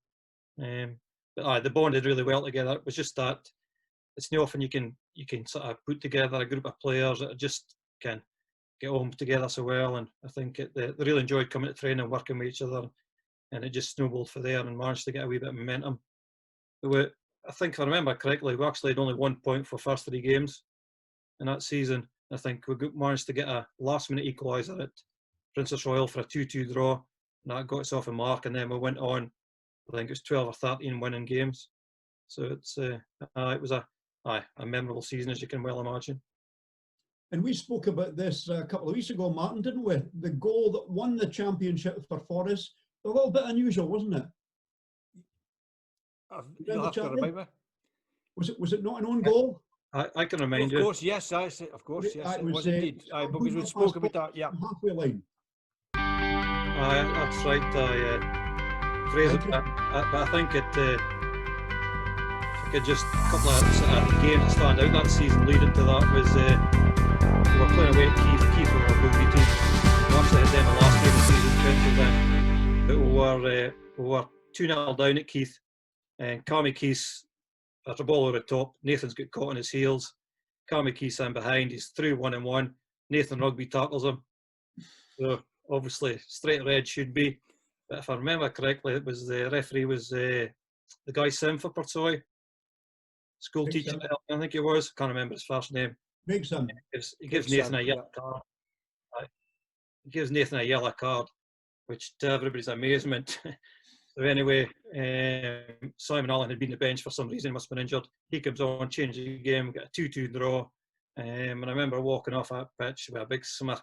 As you can imagine, we've gotten away with daylight murder, and obviously if we didn't have gotten that point, we probably wouldn't have won the league. I've got a vision of Sandy Stables at this point. You can imagine steam coming out of his lugs. But that was one game, and then the second game that stands out was at Turriff on the Thursday night. Away to Turriff, we had Fraser penciled down for Saturday, and then Keith on the Wednesday at home. And I knew if we didn't beat Turriff on the Wednesday, we probably wouldn't have won the league. And it was probably the most outstanding performance for a set of 11 players I've ever seen in my time in the Highland League. We absolutely battered them from minute 1, and we managed to win 1-0. We had a goal with 20 minutes for the end for Ryan Green. But that 2 fixture really stand out, and it led to the real break in terms of Boomer's own goal for the halfway line at Mossop Park on Saturday. And tell us about this wonderful cup tie against Glasgow Rangers, Charlie, and you pushed them all the way and almost got a late equaliser. Well, I think that was a reward, obviously, for winning the league. Managed to get in the second round of Scottish Cup and played Drew Rangers at Mossop. But there's a wee story which was leading up to that game. The pitch was in immaculate condition at the time, so we weren't allowed to train in it. So we had to borrow Forest Thistle's pitch on the Thursday for training. They've got a wee side pitch with floodlights. So at Forest you get club cards. There's a couple of club cards. So one was in, my one was getting in for a service, so I had a courtesy car, which was a Nissan Micra. So I usually take up, there's 5 of us go up to training. So you can imagine 5 going to training. So we've drove from Mossett to Logie Park to train, a couple of hours training, and it was cold and, as you can imagine, night at that time of year. So we'll get back in the car, there's 5 of us in the car, and the windies are steam up, and up to Logie Park is in between sort of housing estates, and I wasn't really too sort of aware of sort of junctions and such like. So we're heading back for a shower after training, and I'm straight, I misjudged the junction, straight through the junction, turn left. I see this car flash, man. Here's the blue lights. So we get pulled over at 9 o'clock on a Thursday night for a Rangers game, and knock on the window, which I couldn't see out because it was steamed up, rolled down the window. He says, "Oh, can you come in the back of the car, please?" So I've got to get out the car, but unbeknown to the coppers, I've still got my Puma Kings on, so I'm tiptoeing down the tar road with my fit my beats on to get in the back of the cop car. And but to cut a long story short, they were both going to be working at the game on Saturday, and I was speaking about the game against Rangers on Saturday, so I got away wee offence on a Thursday night before the Rangers game. Aye. Wonderful. Charlie, we can't end a chat with you about Forest mechanics mostly without mentioning a man synonymous with the club. One of your coaches, Charlie Brown. Aye, well, there's another wee story if I can quickly go into this. Carry on, carry on. Go This on. is the platform. Charlie's an amazing individual, and the kind of troubles he's went through, but he's sort of the right end of that, and he's been a real sort of stalwart for the club. There's a wee story about leading up into that sort of year we won the title as well. During the winter months, again, training facilities not good to get. So Chucky McPherson was a past member of the boxing club. So we managed to get into the boxing club in Forest one Saturday afternoon, and we did a bit of circuits and gym work, and as you can imagine, banter's flying about. And coming to the end of the training session, there was a wee discussion got up between Simon and Charlie Brown about going in for a bit of sparring. So you can imagine the head guards go on and the gloves go on, and wee Charlie Brown against a slightly bigger Simon Allen. So it was just a bit of funful play, just a wee bit of sparring here and there. And then Charlie clocked Simon a beauty and split his lip. So as soon as the blood appeared, Grape was as quick as a attack as usual, threw in the white towel. Place just erupted. But that's just a typical Charlie Brown scenario. And it was another story. It always sticks in the back of my mind. And a good player though, Charlie. He was phenomenal in his day. Phenomenal in his day. And Gregg's got his hand up. He played for you too, Gregg. He did. It's quite funny. Charlie mentioned the stories with Charlie Brown. Charlie Brown's a classic. We all said, Bucky. One night he phones me. He says, "Oh, Gaff, I can't manage training tonight." I says, "All right, what's happening, Charlie?" Is it thinking it was a big dilemma? You know what I mean? He says, "Oh well, my central heating's broke down. It's actually kind of water's paying out the radiator." And I'm like, "All right, Charlie," thinking, "Kind of, I'm going to get a plumber, or I'm going to do this, and I'm going to get somebody doing." And he went, "I can't move. I've got my finger over the top of the pipe, holding this water in." And I'm saying to myself on the phone, I kind of laugh. I'm just going to put his phone down. I'll speak to you and say up to Charlie. And that's all I did. You can't afford with you, man. He's brilliant. That happened to me too one night, Greg, and I was just saying my finger was pressed against it. I'd moved the washer, had come out with it when I was bleeding it. I had to stand for half an hour in my hand, my finger over the thing to stop it coming out. Crazy stuff. I'm pretty sure he had electric heating though, Dave. Up was Martin. Right, guys, we're going to wind things up soon, but before we go to Dave's heat scratcher question this week, I'd just like to put a quick shout out to Colin Keenan for Martin United. Colin has been a bit poorly, not COVID, I hasten to add, but he's had a wee spell in the ERI. I believe he's home and recovering now, and on behalf of everybody at the show, I would like to wish him a speedy recovery. Dave, what's your heat scratcher for this week? Yeah, well, I'd echo those thoughts. I sit beside Scoop at every game against Martin United, and he's talking into his dictaphone, trying to put me off all the time and doing his wee match report. But Colin, I wish you a very speedy recovery, my friend. The heat scratcher this week, I think you might need a calculator, Martin. I've been thinking about this. It was easy last week, a bit trickier this week. If you were a Wick Academy player this season, we're going to imagine that the whole season was played out to a finish. So Wick Academy would have played 14 games at home and 14 games away. If you're a Wick Academy player, you go on the bus at Harmsworth Park. How many miles do you do for those 14 away games during the season? That's a beauty. And given the road up and down to Wick, we'll say the bus goes at an average of 50 miles an hour. How many hours would you sit on that bus between Harmsworth Park, coming down to play somewhere in this area, and going back up the road over the Ord to Caithness? How many miles would it be to play these 14 clubs away? And how many hours would the Wick Academy players sit on the bus for away games during the normal season? Based on 50 miles an hour. 50 miles an hour. It's turning into a mathematical quiz show, this programme. Well, I actually, actually do it. So, and how do you put your answers in, Dave? well, they can tweet their answers to Northern Lights. That's at Up the Dooney, which is a Rothes term we all know about, Martin. It's at Up the Dooney. Give me that answer. The number of miles Wick Academy players would travel in away games had it been a full season, and how many hours. You can even make it days if you want, but how many hours would you sit in that bus for? It depends which club you're with. I was with a Highland League club that the chairman might have taken an extra day to come home, but that's another story. Well done, Athol. No naming names. Gents, I've been delighted to have you on the show. Despite our wobbly at the start, where we went completely off script, we've managed to rein it back in. Thanks to Charlie Ferris for having a clock on the wall. That's been a huge help, I have to say. It is a clock, it's not a barometer, is it? My eyesight's never been that great, you should ken. Absolutely. Guys, it's been an absolute pleasure. Charlie Rowley, here's to your next 11 years in management and beyond. Gregg, absolutely fantastic to see you, man. You're looking in great health. You're obviously, London's been good to you by the looks of things. And Charlie Ferries, I mean, what a character. I always say a bit of crack. Never get a right opportunity to maybe have a beer after a game, but that'll maybe change in the future. Well, I hope so. But guys, I really appreciate it. Dave? Greg, could I just ask you, have you organised a fitba team at Brixton Prison yet? Aye, but we can't play away games, Dave. That's as good a comeback as you're going to get, Dave, I think. Brilliant. To our viewers for next week, this is something a wee bit different. Our first guest is a famous player stroke manager who has a famous son. Our second guest is a famous player stroke manager who has a famous father.